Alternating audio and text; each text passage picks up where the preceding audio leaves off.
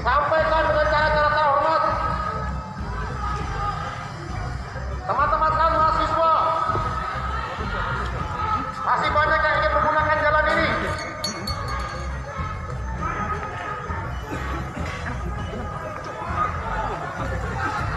Udah cukup.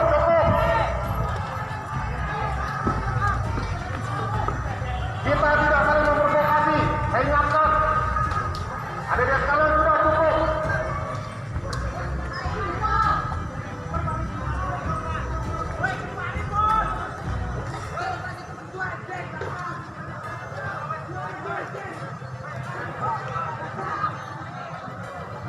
Saya mengimbau adik-adik sekalian untuk kembali masuk dalam kampus. Kami tidak ingin ada.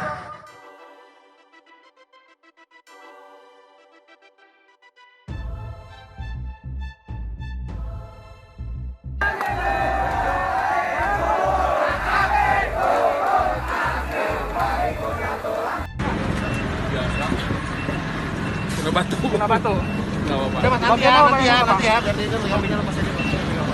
Pak, bagian apa aja yang luka, Pak? Ini lah. Dari arah mana Pak lemparnya, Pak? Dari arah kampus. Saya dari Malomo. Saat ini mahasiswa di mana Pak pasti, Pak? Hah? Mahasiswa di mana Pak? Ada menyebar semua. Nggak ada yang pura-pura mereka. Tadi ngamankan daripada yang pelaku, jangan sampai dipukul. Malah saya dilempar.